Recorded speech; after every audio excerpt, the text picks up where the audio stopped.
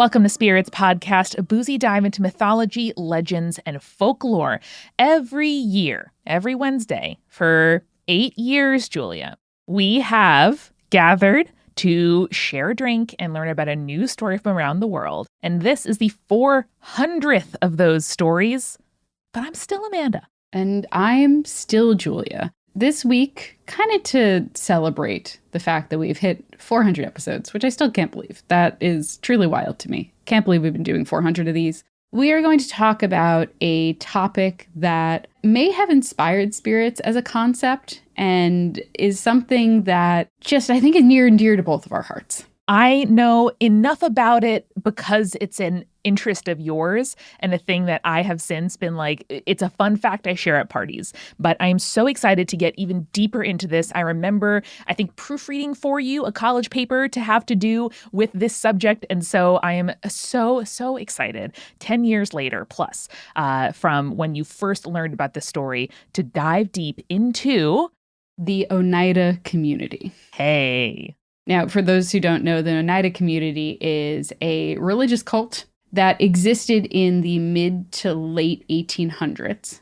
It was a perfectionist utopian attempt, society-wise. There's just so much about this that is so interesting. We just have to get started, Amanda. We just have to, and it's not just any kind of utopian cult. It's the pride of New York State, by which I mean a deeply flawed example of the things that went on, what settlers tried to do in sort of like the, just sort of industrializing sort of turn of the 19th century of trying to perfect humanity through commerce, which involves, to me, the major subplot of Spirits, which is capitalism and its discontents, because these folks ran a silver company making silverware of all kinds that you can still find at garage sales and in people's homes and in the discount sections of stores. That is, to me, the incredible modern twist, the capitalist twist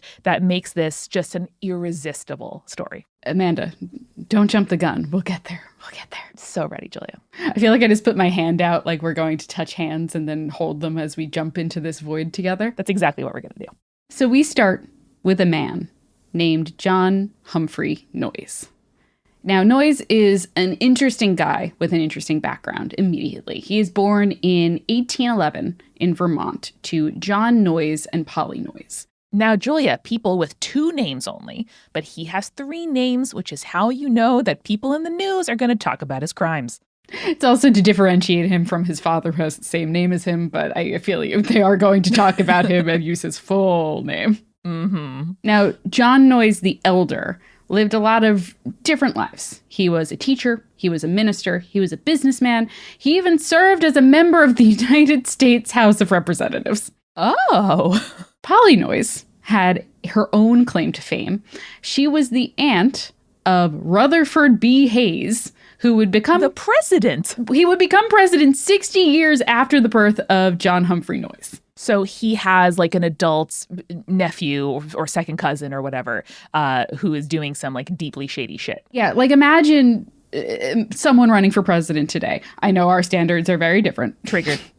You find out that his cousin ran a sex cult somewhere in upstate New York. Julia, at this point in our timeline, I feel like that would be a minor footnote. How about in 1880 something, Yeah.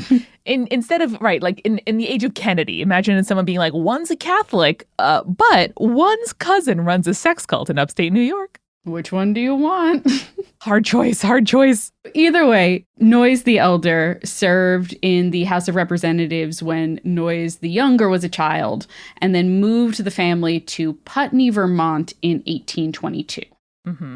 Noyes the Younger, John Humphrey Noyes, was well educated. He attended Dartmouth College, studying primarily law. Julia, I'm going to say it. It's a red flag. It's a red flag for a man to go to Dartmouth. It gets worse.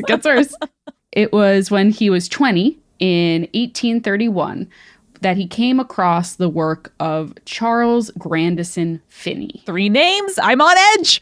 He was a theological leader in the Second Great Awakening. Oh, this bitch. Now, the Second Great Awakening was a Protestant religious revival around this time, and it was a movement that focused on social reform within Protestant denominations, with a focus on salvation within the church. Now, Julia, I don't know as much about this as you. So is it fair to say that this was like a sort of like evangelical inflection and insertion into Protestantism? Sort of, but not quite. Because a lot of times we think of evangelicalism as a very conservative sort of branch of Protestantism. The Second Great Awakening was actually a very liberal social reform movement. That we'll get to in a little bit. But the Second Great Awakening led to a bunch of different religious movements, such as like Seventh-day Adventism and most notably the Latter-day Saints. Got it. So I'm sensing less of a like, we have to like make our individual lives adhere to like a certain conception of what should happen, and more like, no, the second coming is coming and we got to like prepare for it in our way. Yes, and it really depends on the movement because there is a lot of variety within the religious movements that came out of the Second Great Awakening. Let's talk about Finney for a second, and then we could talk a little bit more about this. But Finney was considered this kind of father of old revivalism, and he was extremely active in the burned-over district of central New York between 1825 and 1835. Now, conspirators at home, remember the burned-over district because it is going to be important later. We raise a glass, we raise our beers to the burned-over district. Incredible antiques, Julia, incredibly affordable homes, and insane Wikipedia pages just for you all at home to look up and start reading. Yes. So Finney was preaching in the burned over district between 1825 and 1835. And in particular, he preached about, like I said before, social reform, abolitionism, equal education for women and people of color. Okay. This is a man who was really trying to like bring about change. Yeah, and the like fundamental tenets of Christianity and Jesus's teachings, as I will say it should be, of, caring for others, seeing others as your equal, making sure they have what they need in the world. Yes. And this was the man whose work inspired Noyes' kind of religious transformation. So when he graduated from Dartmouth, he abandoned his study of law and he enrolled in the Andover Theological Seminary. Julia, I will say, law school dropout, green flag. Green flag. Going to seminary depends. I can take it. I'm not going to judge. However, his time in Andover was short-lived, and he instead started studying at the Yale Theological Seminary instead. Red flag. We're back to red flags. Yeah, see, I told you, it gets worse. So while he was there, he was attending Bible study, he was attending lectures, but he was also very much inspired by Finney's work to engage in politics. Specifically, he was part of the abolitionist movement, and he helped organize an anti-slavery society in New Haven, which is where Yale is and where he was living at the time.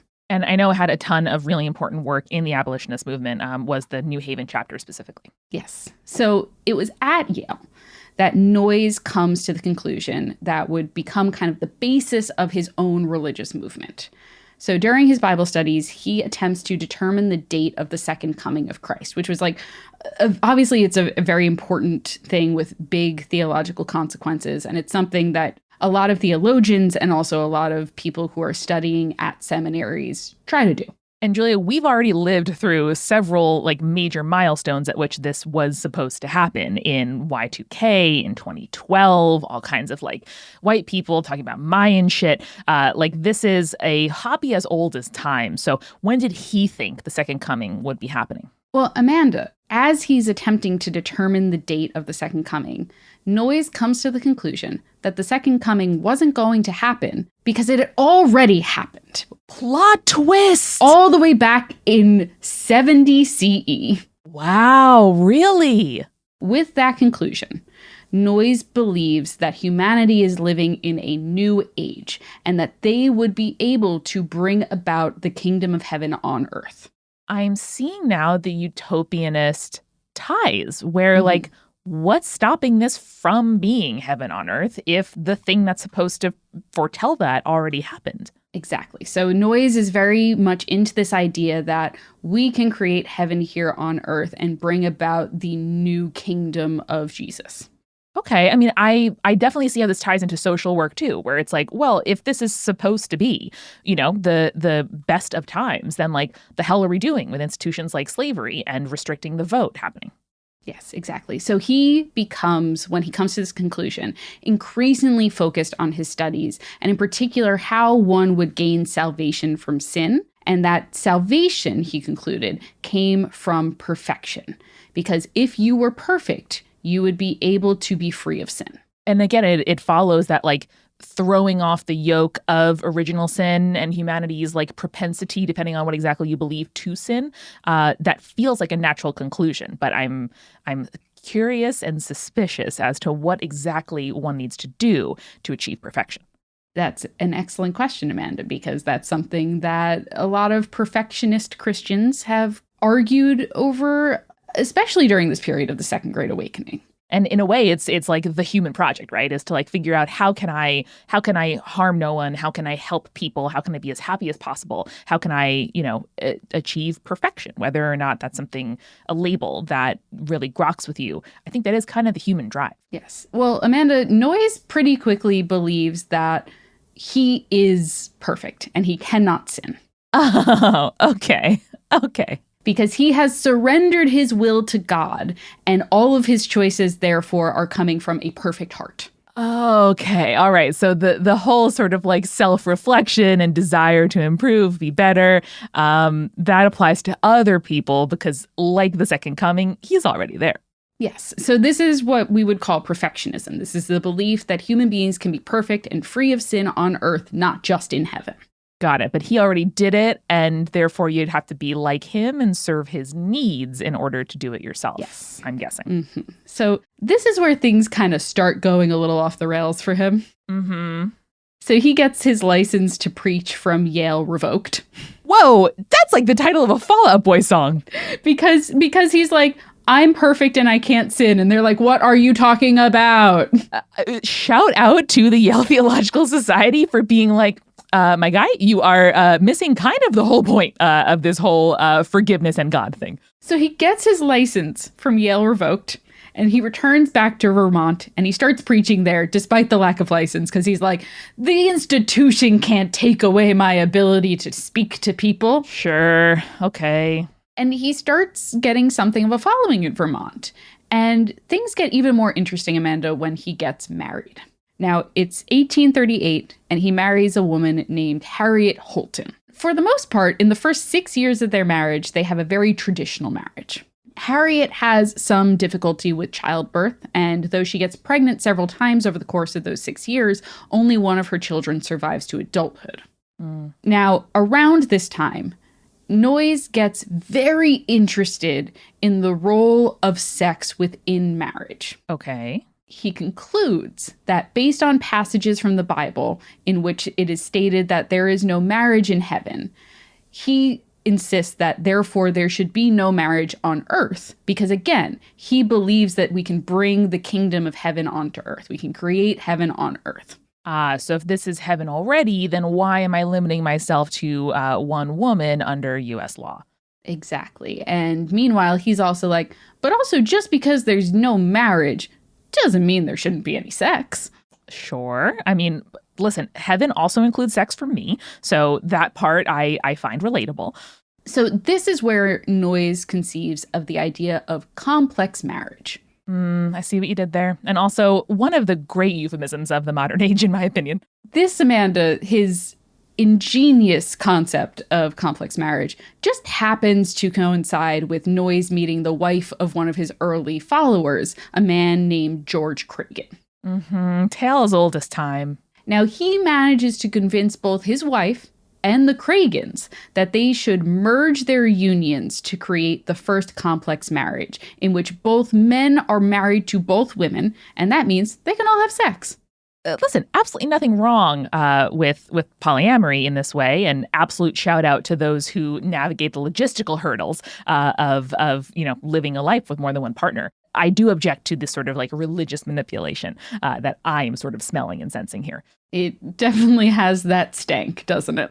So the two couples move in together, and Noyes starts preaching more and more and gaining more of a following. And the way that he sells complex marriage to his followers is that he wants to create, again, this perfect society, one that rids people of selfishness in order to create this perfect society on earth, which reflects the one that they would find in heaven. I'm already smelling the sort of conflation with like self-respect and boundaries as selfishness, which, you know, not loving, but I'm going to watch out for that as time goes on.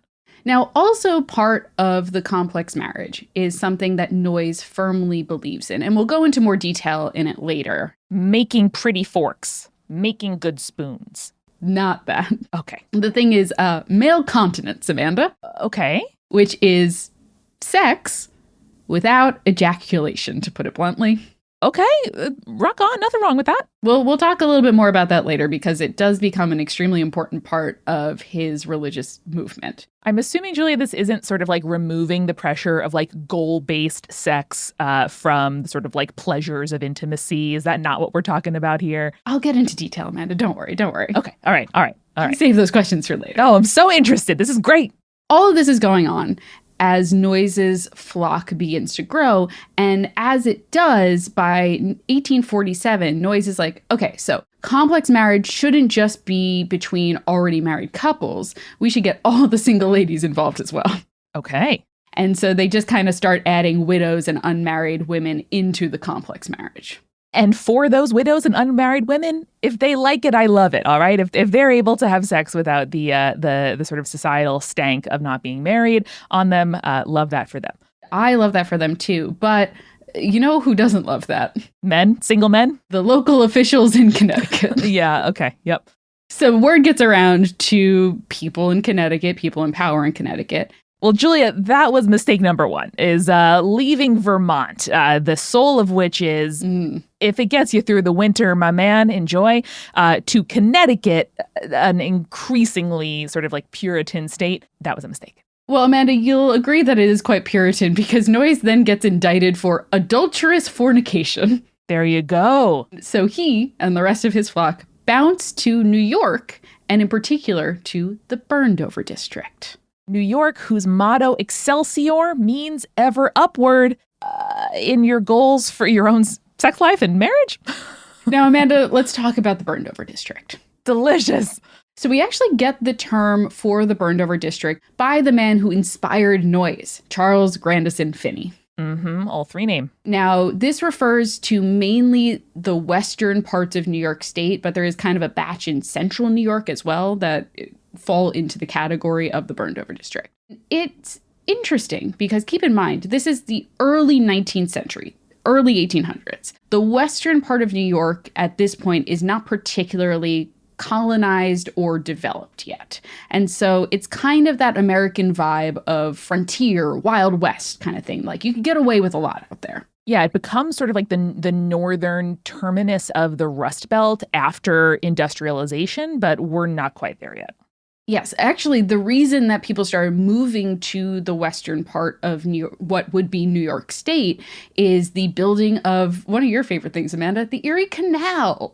Oh, good old canal, good old injection of industry. So a lot of folks, because of the Erie Canal, were beginning to move out there, which kind of created this New York, quote unquote, frontier. But why is it burned over, right?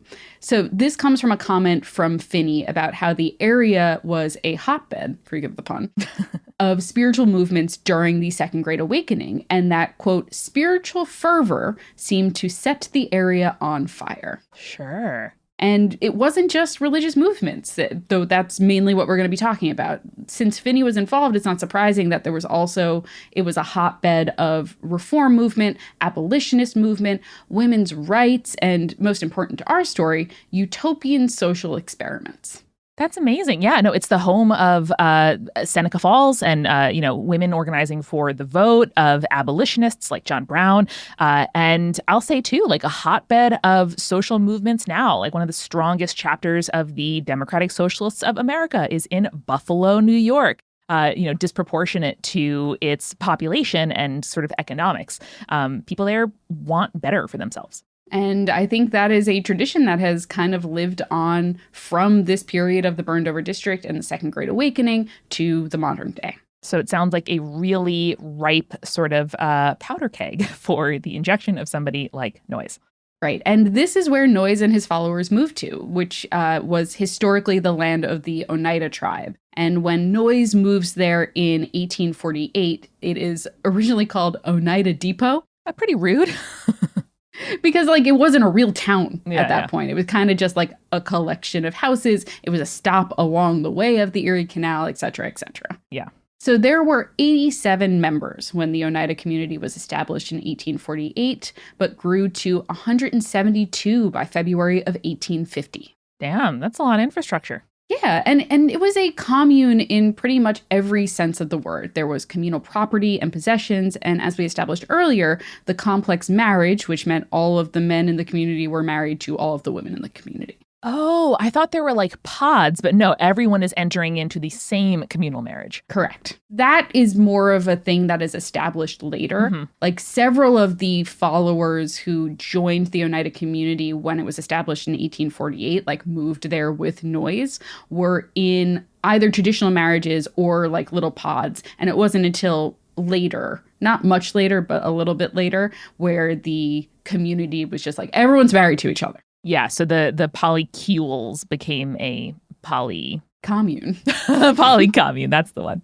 This was also a place where everyone was expected to work towards the betterment of the community, with community members rotating through jobs that did not require a specific skill set. So like the guy who was the financial planner, the guy in charge of the money, was always the guy who was in charge of the money. Mm-hmm. But everyone was expected to help out with like farming or housework, or as the community began to grow, the manufacturing. And this is what kills me, Julia. I'm sure we'll touch on it later, but like so many of these instincts are good, in my opinion. Like I think every company and organization would benefit if everyone had to try everyone else's job. It would just give you a lot more appreciation and respect. I think particularly for those who are like overpaid and underworked at like the top of the hierarchy, to be like, oh shit, like I should probably give raises to the, line workers because that's way more important and hard than what I do. Yeah. I shout out to one of my favorite book series and the particular book, which is Record of a Spaceborne Few by Becky Chambers. Becky. It really focuses on in order to make a community in which there's very little infighting, you need to make sure that everyone does all the different jobs, even the undesirable ones. And I imagine this did not end in sort of, equally distributed wealth and social privileges for all, but they all start so optimistic, Julia. You know what, Amanda? We'll see. We'll see how it goes. Everyone is working towards the betterment of the community. And again, manufacturing comes into play because even Oneida was not self-sustaining. So Noyes had to start diversifying into different industries that created goods that could be sold to the outside world. You got leather goods, you had garden furniture, you had straw hats, and perhaps most importantly, starting only in 1877, Amanda, so quite late into the creation of the society, was silverware. And we'll see why that's important later. But Noyes has, at this point, created this community with free love. Sure. Which is a term he invented, by the way. What? Scholars say that he coined the phrase free love. Stunning. The hippies don't even know. Amazing. They don't even know. So he's created this free love community, and he is striving for perfection. So what could possibly go wrong? Since we all don't live in the Oneida community, I assume that something did. Yeah, Amanda, it did. But I'll tell you what went wrong, but first we gotta grab our refill. Let's do it. Hey, this is Julia, and welcome to The Refill. Let's start, as we always do, by thanking our newest patrons, SKH and Megan. Thank you so much for going to patreon.com/spiritspodcast and giving us some of your hard-earned dollars. You are the lifeblood of our show, and we wouldn't be able to do this without you. So thank you, thank you, thank you. And you join the ranks of people like our supporting producer level patrons Alicia, Anne, Ariana, Hannah, Jack Marie, Jane, Jeremiah, Nieselkins, Lily, Matthew, Captain Jonathan, Malachi Cosmos, Sarah, and Scott, as well as our legend level patrons Audra, Bex, Chibi Yokai, Michael, Morgan H, Sarah, and Beam Me Up Scotty. And you too, person listening to this right now, can go to patreon.com/spiritspodcast. Check out those cool rewards. We have recipe cards for every single episode. We have bonus Urban Legends episodes, and we have ad-free episodes. Those are just some of the awesome rewards you can get when you sign up for our Patreon. One more time, patreon.com/spiritspodcast. My recommendation for you this week is something that I did this weekend for my husband's birthday, and that was go see a local drag show. Even if you think that it's something you probably won't enjoy, my husband was a little skeptical about us taking him to a drag show for his birthday. He had the best time. He ended up on stage with the queens. It was such an amazing, amazing day, and he has been talking about it all day ever since. So, hey, go find a local drag show that is playing by you and go support your local drag queens. Make sure you bring some singles because you got a tip, and have a great time. I think you'll also have a great time if you go and check out Big Game Hunger. Big Game Hunger is a weekly comedy show where Jenna Stieber and friends craft the next big video game every episode. I was on one where we crafted a video game that was like hockey, but also Mad Max Fury Road. Gritty was involved. So if you like any of those things, I'm not even a big sports player, but I loved making that video game. So they start with a randomly generated genre, concept, and vibe, and Jenna and a variety of funny and game-obsessed guests will take these ideas far enough that they can pitch it to a shadowy board of rich investors. By the end of the episode, they'll have honed an IP so irresistible, you'll be ready to risk $25 on Steam for it. So get ready to laugh about games that you love, learn about game trends, and yearn for titles that will surely never make their release date. New episodes every Monday. That is Big Game Hunger. Check it out. This episode is sponsored by BetterHelp. What are your self-care non-negotiables? Like, what is your, never skip leg day, but it's for therapy instead? Like, when your schedule is packed with so many different things, work projects, family obligations, and so much more, it is really easy to let your priorities slip. Even when we know it makes us happy, it's hard to make time for the things that do make us happy. But when you feel like you have no time for yourself, the non-negotiables, like for me, therapy, are more important than ever. I know that when I miss therapy during the week, it really kind of bums me out. I'm like, I have all of these feelings that I want to process. Therapy has become such an important part of my weekly routine. And if you're thinking of starting therapy, give BetterHelp a try. It's entirely online, designed to be convenient, flexible, and suited to your schedule. Just fill out a brief questionnaire to get matched with a licensed therapist and switch therapists anytime for no additional charge. Never skip therapy day with BetterHelp. Visit betterhelp.com/spirits today to get 10% off your first month. That's BetterHelp, HELP.com/spirits. And now, let's get back to the show.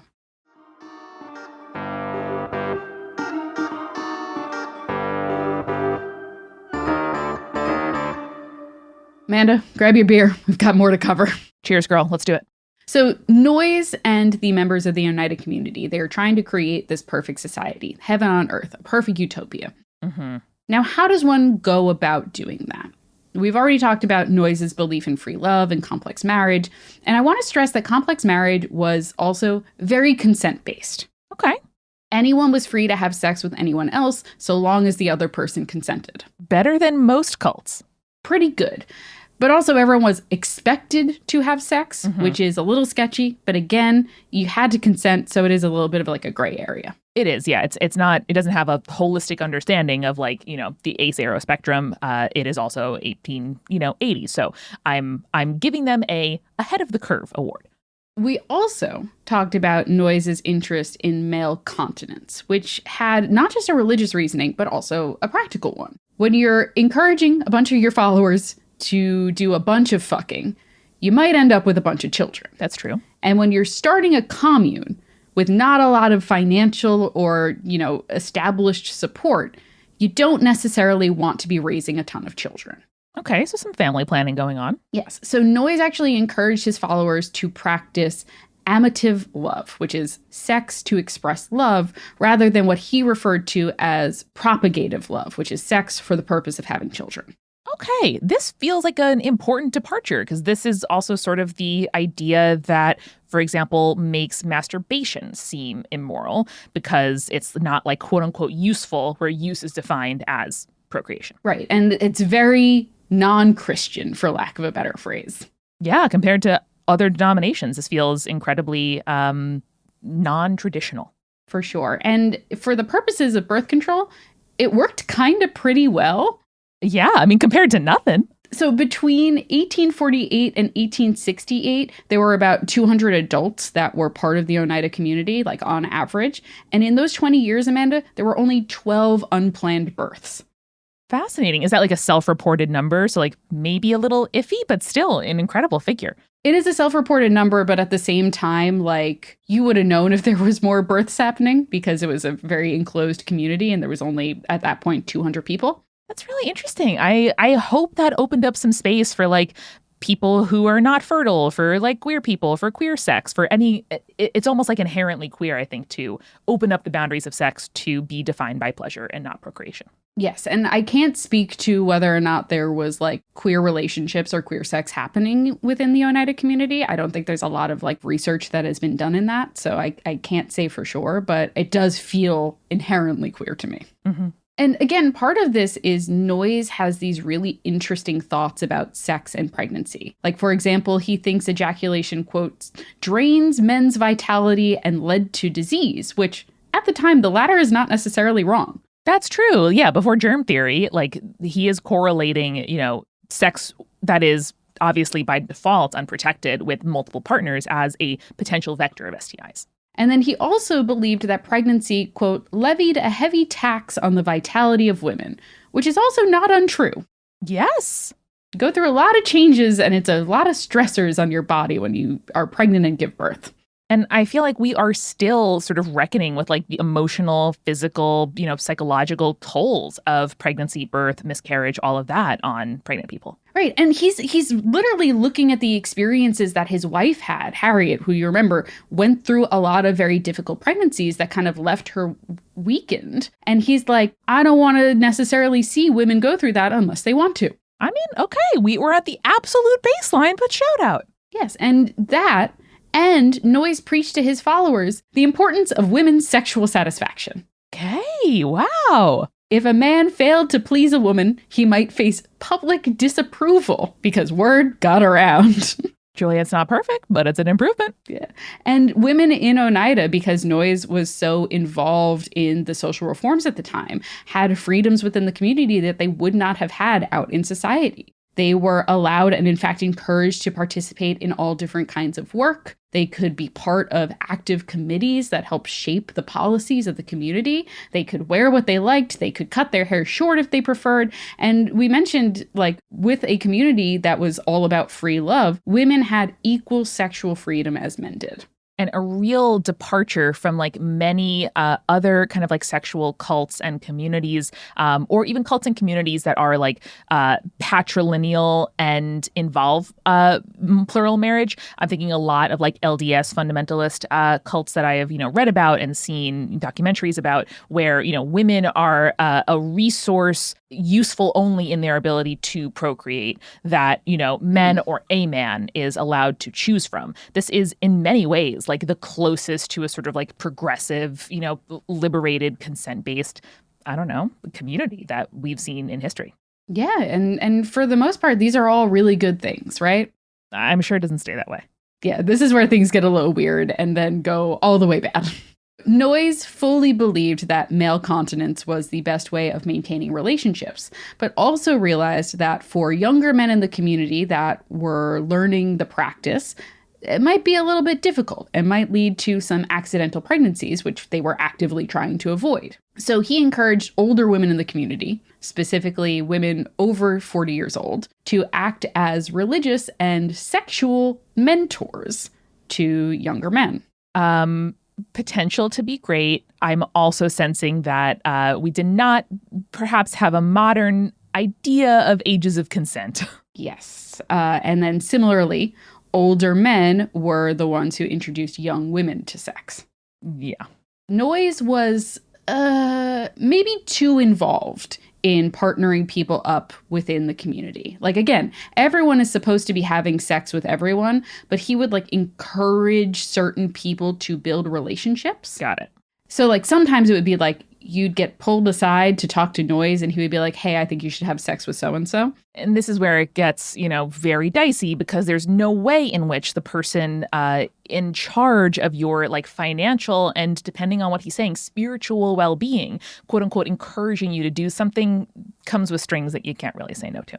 Yeah. And it was kind of matchmakery, but also sometimes it was done so that it would bring people further into the fold if Noise believed that they weren't as devoted to the cause as others were. Yeah. And then Noise began to get even more involved, Amanda. Oh, sure. Maybe personally. So I mentioned earlier that up until 1868, there were only these 12 unplanned births, right? You did. And I find that absolutely staggering.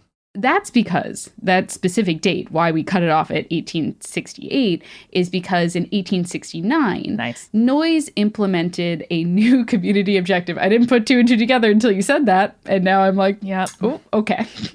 Uh-oh. So he's implemented this new community objective, which is to create spiritually and physically perfect children. Okay, yep, we're sounding the eugenics alarm. We're not liking where this is going. So he devised a committee that community members who wished to be parents could go before, not as couples, but as individuals. Yep. And then based on their qualities, moral and spiritual, the committee, and especially Noise, would then match up couples so that they could conceive the ideal child. Yeah, this blows. Out of, at this point, almost 300 people, 53 women and 38 men participated in the program. More women than men. The result of the committee and this, like, eugenics program, basically, was 58 children. Yep. Mm-hmm. Kind of average for the amount of people that we're looking at here, right? Yeah. That's fine and dandy until you learn that 9 of the children were fathered by Noise himself. Yep, I could have predicted that one. Yes. So remember, Noise was out there telling his flock that he could do no wrong. He could not sin. He had a pure and perfect heart. His pure and perfect heart, Amanda. And like, I'm sure that he, unbiased, thought he was pretty good looking. Mm-hmm. So yeah, this is eugenics, plain and simple. And the fact that Noise was so involved in it, and the fact that he thought he was so perfect, that he was fathering a good amount of these supposedly spiritual and physical perfect children, not great. I think a good media literacy lesson for us in Check's Watch 2024, that the word perfect, perfection, heaven on earth, etc., more often than not, signaling some eugenics-y behaviors going on. Yeah, the idea of making the perfect child does not exist because that's eugenics, baby. Mm-hmm. Who's determining what perfect is? That's the question to ask yourself. Yeah, not people with disabilities, I'll tell you that much. Mm-hmm, mm-hmm. This part is less fucked up, but the thing that would absolutely turn me off from joining a community like this, besides obviously the eugenics. I can excuse the eugenics, but I stop at the practice of mutual criticism. Oh, that sounds terrible. So mutual criticism was basically like Noise wanted to, in order to make a perfect society, eliminate undesirable characteristics amongst his community. Yeah. Okay, like dissent, probably. And in order to do that, often there were community or committee meetings where any member of the community would be told, essentially, what was wrong with them and what they could be doing better. Oh my God. Noise, and really all of the community, was always watching, and no one was safe, not even Noise, from criticism. Wow. Though sources say that he received it far less often and less harshly than other members of the community. I'm sure. There's a quote from a journalist who claimed that he had seen a general meeting in which a man named Charles was criticized by Noise and the rest of the community. And I just have to read this because it's my actual nightmare and I need you to experience it with me. Okay, I'm ready. Charles sat speechless, looking before him. But as the accusations multiplied, his face grew paler, and drops of precipitation began to stand on his forehead. The remarks I have reported took up about half an hour, and now, each one of the circle having spoken, Mr. Noyes summed up. He said that Charles had some serious faults, that he had watched him with some care, and that he thought the young man was earnestly trying to cure himself. Absolutely brutal. That's like a candle lighting ceremony, but the opposite. But it's a half an hour of people just saying, like, I really think that you should just, like, really focus in on these problems that you have. Oh, boy. Yeah, that blows. Oof. I hate it so much. Yeah. I really hate it. Whew. The free love stuff, okay. The eugenics, not good. This, also my nightmare. Yeah, a lot of good intentions in terms of like, being open to, again, change, self-improvement, all of that. Wonderful, inviting the people you love and trust to tell you how you can be better in a relationship with them. All of that, great. But none of this is with the guardrails you need. And so everything we've talked about so far has been kind of internal, all about the community. But what was going on in the community pretty quickly started to draw the attention of the outside community. Yes, you mentioned a journalist watching the meeting, which must be a fucking nightmare.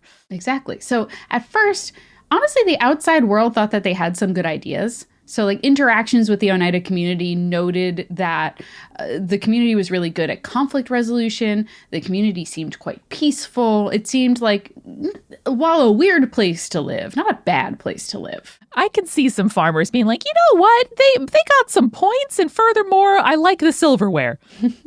But given the fact that they were really kind of flying in the face of society's expectations around marriage and sex and child rearing and religion in general, the public started having kind of suspicions about what was going on in Oneida. And critics thought that they were like attempting to just end the institution of marriage, and that the sexual liberation, particularly of women, were like corrupting members of the community. Yeah, which like settler Christian nationalism absolutely cannot abide.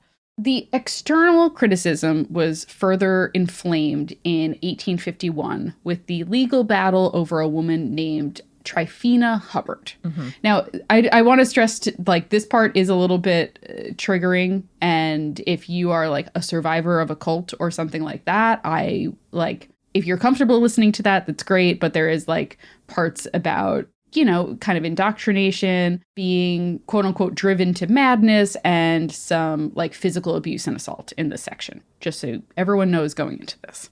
Now, Hubbard was a 21-year-old woman at the time that she found Noyes's writing in 1848. She was a local woman, too, so her family lived in the Oneida area, just not in the Oneida community. Got it.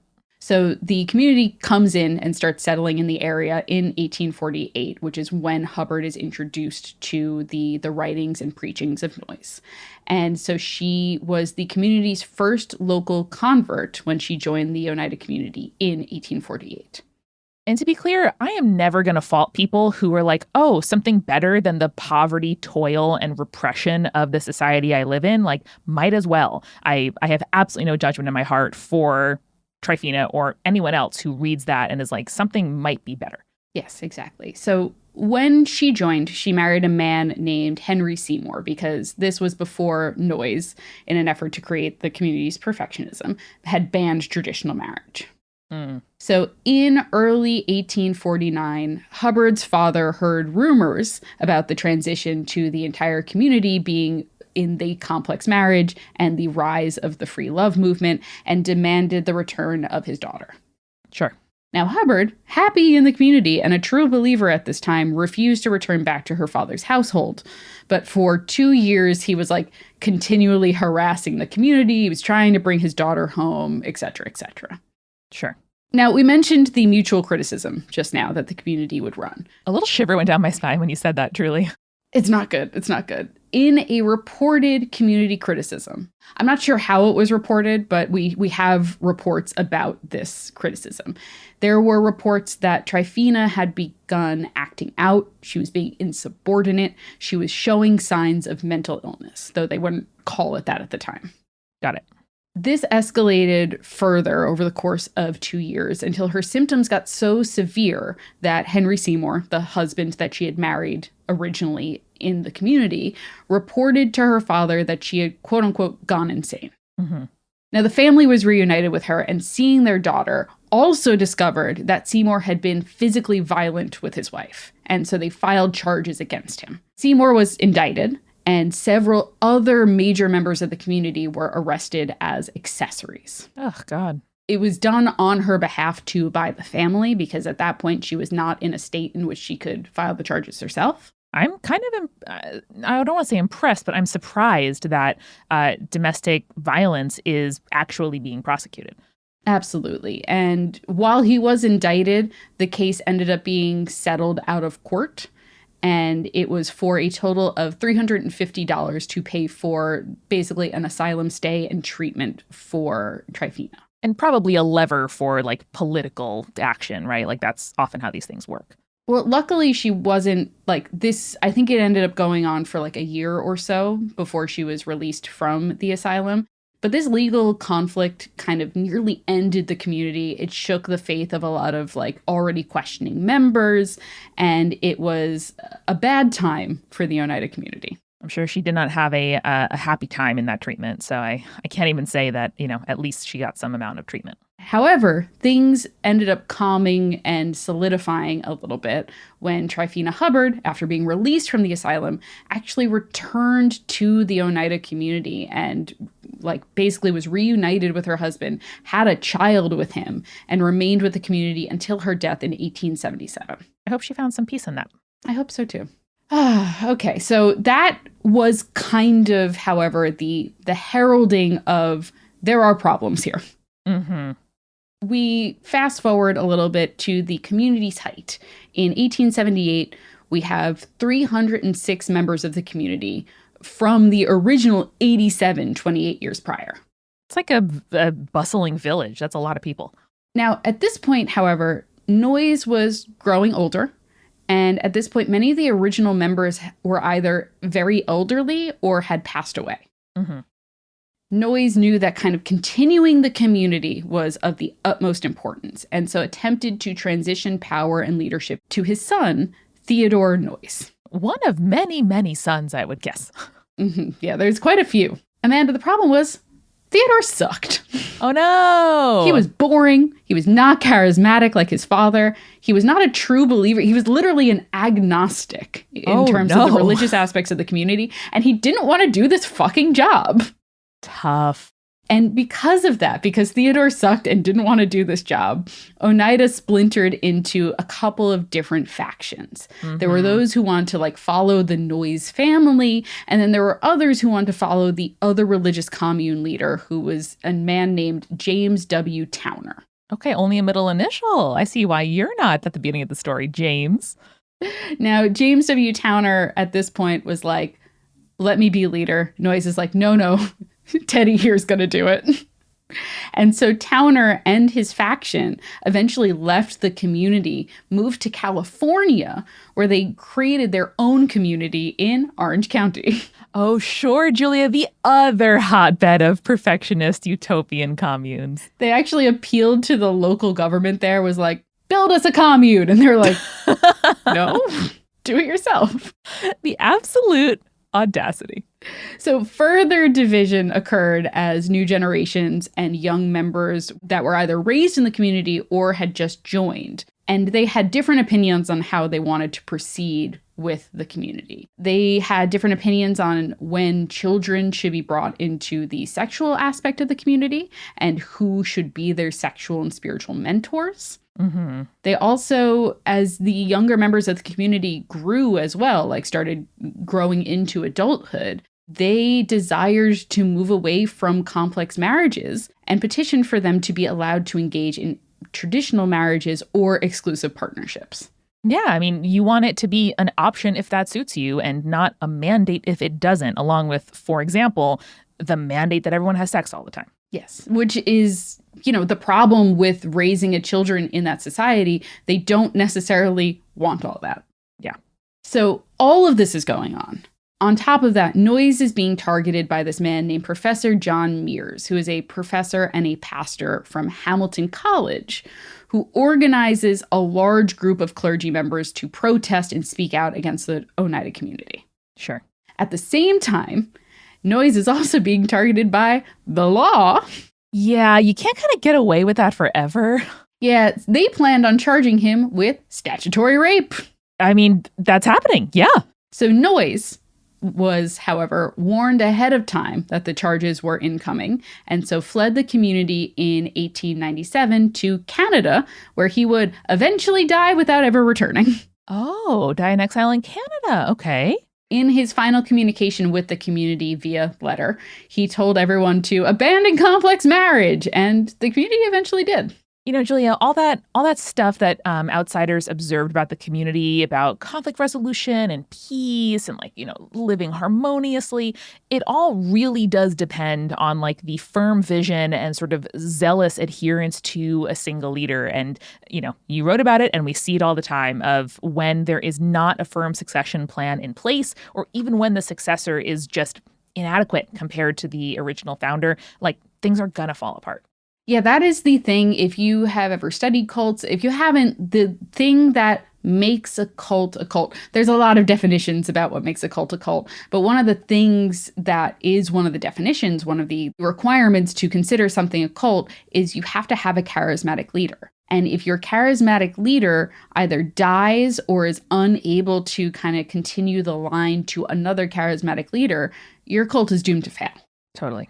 So that is kind of what happened to Oneida here. So as a religious commune, Oneida ended towards the end of 1897, with some remaining members reorganizing not as a religious group, but as a joint stock company. Oh. Amanda. Yeah. You speak business. What is that? That's just a company, Jules. That's a public company with stock you can buy. Oh, okay, great. That's what they did. Oh. And so while their numbers dwindled, they definitely didn't have the 300 people that they had, you know, a couple of years prior. There were over 70 members of the former Oneida community that remained together, albeit as part of traditional marriages. Sure. Their focus then shifted with the rebranding from the Oneida Community to Oneida Community Limited. Oh, yeah. Which focused on selling, as we mentioned before, silverware. Incredible. And this is where, you know, our grandmas had sets of Oneida silverware that we can whisper, like, you know, that was made by a cult. But I mean, presumably most of it was made in the corporate era. You know what, Amanda? It's really funny because, like, they tried a bunch of different stuff besides silver first. Oh, really? They started doing stuff like animal trapping, you know, which worked until 1912. They tried silk, which only ran until 1916. And then they were like, oh, we'll do some canning. And then by 1915, they were like, we're making no money off of canning. We can't keep canning things. But the thing that they could make money on, silverware. Silverware. And they continued making silverware within the community, Amanda, until 2005. Damn. Wow. That was when the U.S. manufacturing ended after 124 years of manufacturing silver. Though they are still technically designing and selling silverware, it's just being manufactured overseas nowadays. I do think it's incredibly unjust that this is all named after the Oneida peoples who were, you know, forcibly displaced from their land. Yeah. Especially because, like, what a legacy. And I feel like they were doomed from the start with that kind of beginning. Yeah, unfortunately. Amanda, that's the story of the Oneida community. It's this fascinating little blip in New York history. It is one of the more interesting but less well-known religious movements that came out of the burned over district in New York. And personally, I think it is one that I wish more people knew about, which is why I wanted to talk about it so badly here in our 400th episode of Spirits. I'm so glad you did. It is so wonderful to, like, have you take me through a story that, again, I remember you calling me from school, you know, going on like 12, 13 years ago and saying, like, would you believe? And that to me is the animating impulse of this show. Every week I show up and get to have my best friend say to me, would you believe? And every time I'm like, damn girl, no, I cannot believe it. And I think that this story really touches on a ton of stuff that is close to home for us, for the things that fascinate us about the show, about, you know, the human desire toward peace and prosperity and improvement, and all of the human foibles that come in and sort of stand in the way of us actually achieving it. Plus, you know, all that great stuff like the ways that law intersects with folklore and religious practice, and of course, capitalism. Oh man, it just reverted back to capitalism at the end. Isn't that the funny part? Always. Listen, you gotta make money in order to run a religious commune in today's day and age. I mean, shout out to all the queer people who are like, we should just start a commune. It's not as easy as it looks, babes. People worse than you have tried. So if you got a business plan and, again, so many examples of socialist communes and Catholic hospitality and all kinds of traditions rooted in the religious desire to make the world better for those coming after us involves some aspect of communal ownership, sharing of labor, pooling of resources. And so it's not as easy. I think that's why cults kind of fascinate us, and certainly why they fascinate me, is because they are, definitionally probably ill-fated human attempts to, remake the world a little better. And I don't know, there's something just so human about that.